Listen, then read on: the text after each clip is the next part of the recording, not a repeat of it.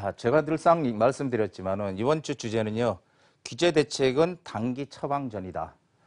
단기 처방전, 장기 처방전은 못 된다는 얘기죠. 자, 거기에 대한 내용 한번 짚어보겠습니다.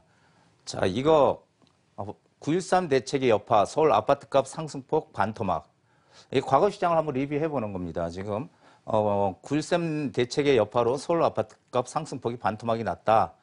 자, 서울 아파트가 상승폭이 전주 대비 절반으로 감소. 이런 기사들 나오죠. 자, 규제 제기되면 규제가 쏟아지면서 매수세가 위축된 것으로 보인다. 서울 아파트값 상승폭 반토막이라는 기사가 9.13 대책 지난해에 나왔습니다. 역대급 대책이라고 얘기를 했죠. 자, 이제 이번 대책을 한번 보시죠. 신문의 기사 12.16 대책의 서울 아파트값 상승률 반토막. 똑같은 내용이죠. 예, 똑같은 내용이에요. 그리고 하나 틀린 게 여기에 붙었죠. 전세 상승폭은 커져. 9.13 대책 발표 후 이게 9.13이 아니고 12.16 대책 발표 이후 서울 아파트값 상승률이 전주 대비 절반으로 감소했다. 내용 똑같습니다. 그래서 매수 심리가 급격히 위축되고 관망세 확산. 이게 왜 기사들이 이렇게 똑같이 나오냐면요. 다음 장에 한번 보시기로 하죠. 이게 대책이 나올 때마다 반응은 똑같은데 이 똑같이 나오는 이유가 뭐냐면은 자, 보시죠. 우리가 이 규제가 처음 나왔던 게 지금 현 정부의 첫 번째 규제 대책은 아닙니다. 그렇지만은 처음 나왔던 게 113 대책, 11.3 대책이라고 해서 11.3 대책 이후에 많은 분들이 그때가 어떤 시절이었냐면은 규제가 막 나오기 시작한 시절에 2016년도에 처음으로 이제 11.3 대책이라고 나왔는데 그래서 이 11.3 대책이 나오고 나서 이 희비가 엇갈렸거든요. 어떤 분들은 야 이제 시장이 이제 규제가 계속 나올 테니까 떨어질 거다 집값 이런 전망들이 우세하던 시절이었죠. 그런데 언론의 신문기사 내용은요. 현재 사실을 근거로 해서 보도하는 것입니다. 이게 어떤 미래 예측을 하는 게 아니에요. 미래 시장이 어떻게 될 거다 이런 예측을 하는 게 아니라 현재 지금 보니까 이런 상황이더라 라고 얘기를 하는 건데 많은 분들은 어떻게 하죠? 이 기사를 믿고 이걸 기사를 우리 미래를 예측해주는 기사로 이게 착각한다는 겁니다. 그래서 이런 기사들을 보고서 뭔가 이게 이러면 안 되겠구나라고 생각을 한다는 거죠. 자, 그래서 이번 기회에 확실히 좀 아시면 좋겠어요. 신문 기사는요, 뭘 기반으로 한다고요? 현재 사실을 기반으로 한다. 근거로 한다. 현재 사실. 지금 현재 벌어지고 있는 일들. 미래를 예측해서 쓰는 기사는 절대 아니라는 겁니다. 예. 자, 기사에 따른 시장 반응을 한번 보자고요. 자, 한마디로 저는 양극화다 이렇게 보고 있어요. 가뜩이나 지금 시장은 점점 양극화를 향해서 계속 치달아가고 있지만 지금 점점 더 이런 대책이 나옴으로 인해서 시장은 양극화된다. 한번 보시죠. 대책에 따른 시장 반응.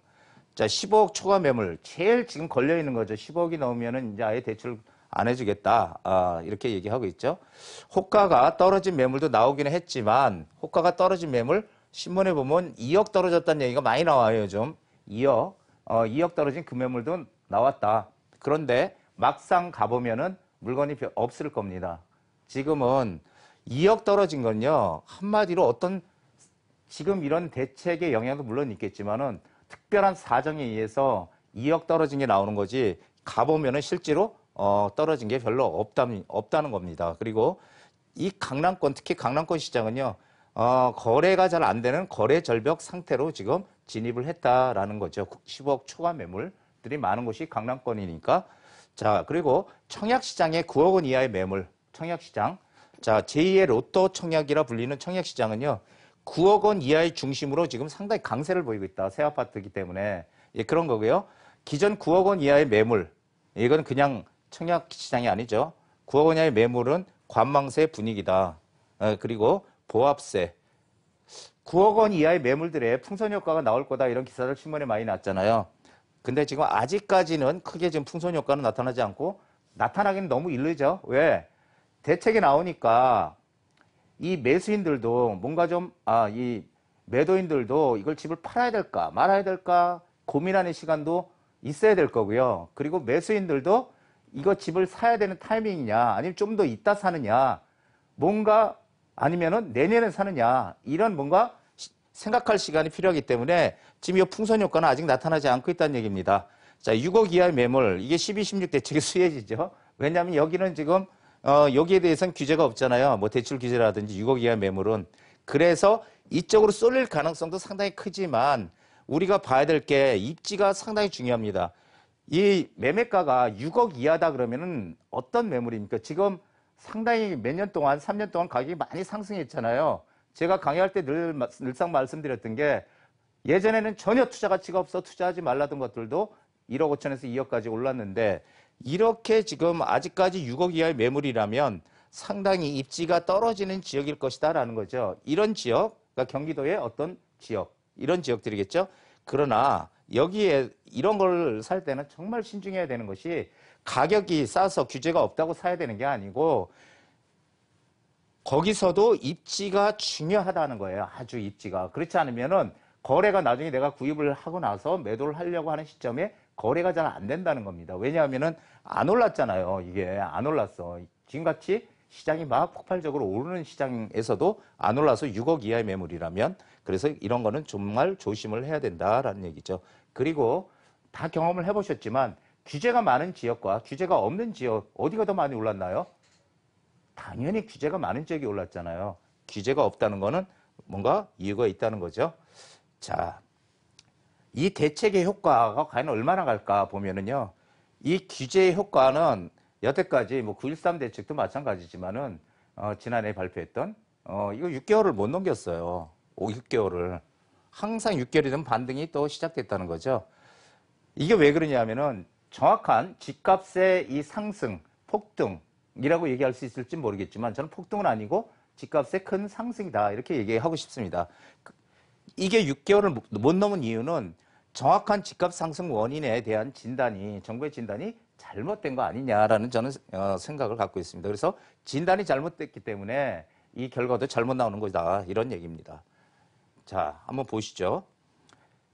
집값 상승의 가장 큰 원인은 뭐예요? 이 유동성입니다. 유동성이라는 것은 결국은 돈이죠, 돈. 예, 돈이 지금 시중에 많이 풀려 있다는 거고요. 예, 이런 돈들이 지금 갈 곳 없는 돈들이 지금 부동산 시장 쪽으로 가고 있다는 얘기고, 그리고 오히려 각종 규제, 지금 뭐 규제 대책, 지금 뭐 2년 반이 조금 넘었는데 현 정부 들어와서 무려 18번이나 나왔다고 하잖아요.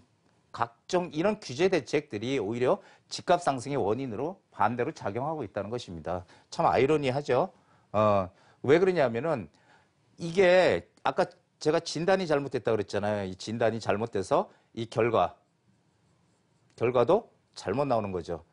지금 집값이 오르는 거는 공급이 없어, 서울에. 공급이 없기 때문에 그 여파로 집값이 오르는데 자꾸 이걸 갖다가 뭐 이렇게 투기 수요라고 이렇게 자꾸 단정을 하게 되니까 이 진단이 잘못된 거죠. 그러다 보니까 이 약도 제대로 처방을 못 하고 있다는 겁니다.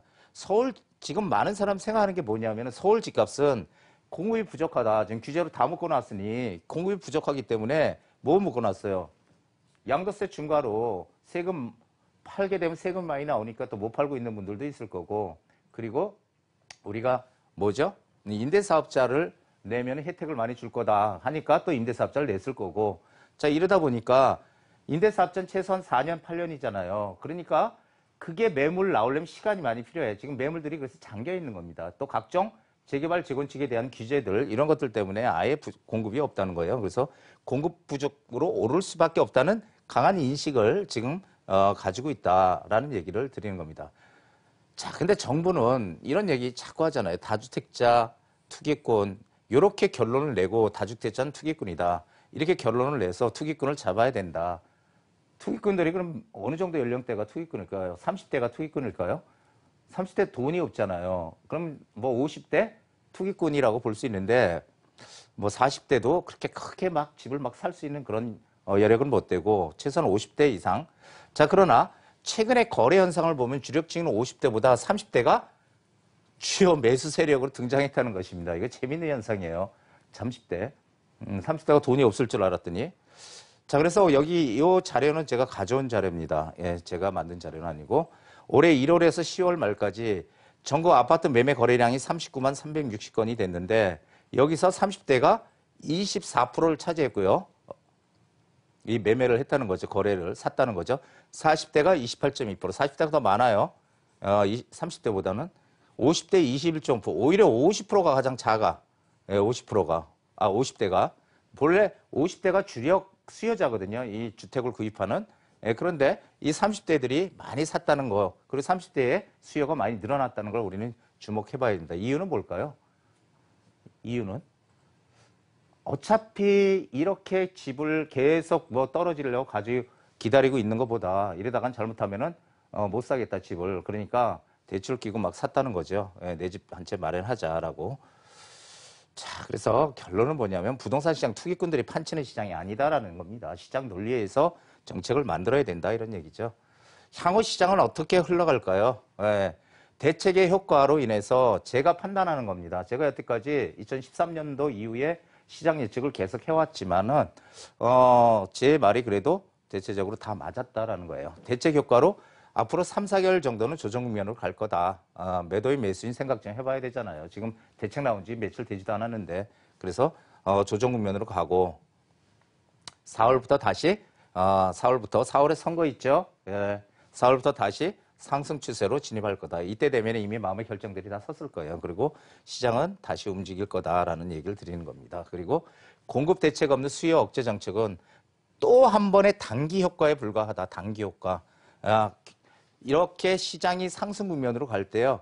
이게 너무 자꾸 오르면 안 되니까 여기서 규제를 합니다. 여기서 규제를 하게 되면은 시장이 이렇게 꺾여요, 밑으로. 요 기간이 3, 4개월에 불과하다는 거예요, 일반적으로. 자, 그래서 3, 4개월 동안 꺾였다가 다시 원래 추세대로 상승 추세대로 갈 것이다. 이런 얘기 제가 많이 들었죠. 반대로 하강 국면으로 시장이 간다 그러면 정부에서 여기서 부양책을 쓰죠. 각종 규제를 풀어주고 부양책을 쓰게 되면은 시장은 다시 이렇게 상승 추세로 바뀝니다. 하지만 이것도 역시 3, 4개월, 4, 5개월을 못 넘는다. 다시 원래 추세대로 하강 추세로 간다라는 얘기 제가 많이 드렸죠. 자, 그래서 지금 이번에도 단기의 효과만 낼 뿐이지 장기적으로 가지 못한다라는 얘기를 드립니다. 그렇다면은 2020년도 우리의 투자 전략은 어떻게 해야 될까요? 예, 간단하게 한번 보죠.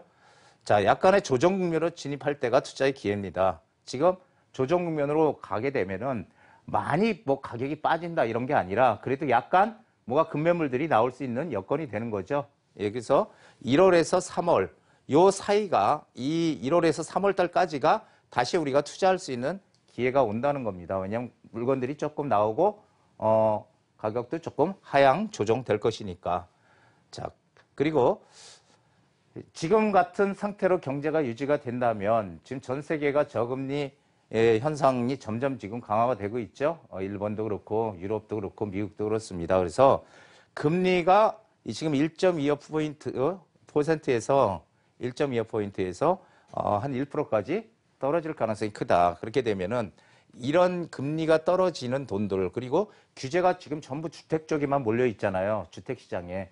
이 수익형 부동산 오피스텔이나 이 상가들에 대해서는 지금 규제가 없다는 겁니다. 그렇게 되면은 우리가 가장 보편적으로 투자할 수 있는 이 오피스텔로 수요가 이동할 거다라는 얘기죠.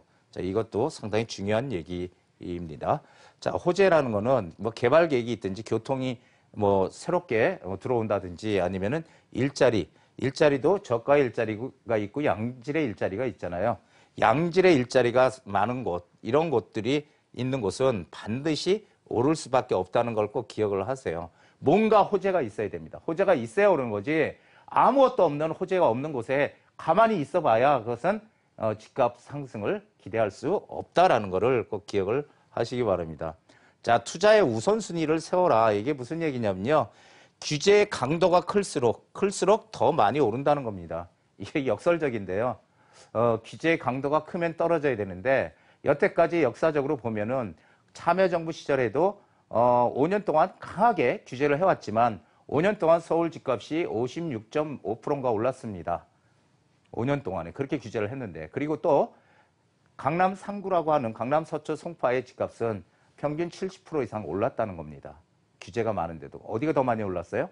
규제가 더 많은 강남권이 더 올랐다는 거죠. 참 아이러니하지만 거기서부터 좀 더 규제가 덜한데 이렇게 가야지 아예 없는 쪽으로 가면은 오히려 안 오르더라라는 얘기를 드리는 겁니다. 자, 간단하게 정리를 해봤고요. 오늘의 명언입니다. 위대한 이들은 목적을 갖고 그의 사람들은 소원을 갖는다. 미국 소설가가 한 얘기입니다. 목적을 갖는 게 상당히 중요하겠죠. 예, 그래서 자, 소원은 안 이루어질 가능성이 크잖아요. 자, 다가오는 2020년에는 저희 카페를 참여해 주셨던 우리 시청자분들은 항상 목표를 정하셔가지고 꼭 그 목표대로 실천을 하셔서 뭔가 이뤄낼 수 있는 새해 한 해가 되시기를 제가 간절히 기도드리겠습니다. 자, 오늘 여기까지입니다.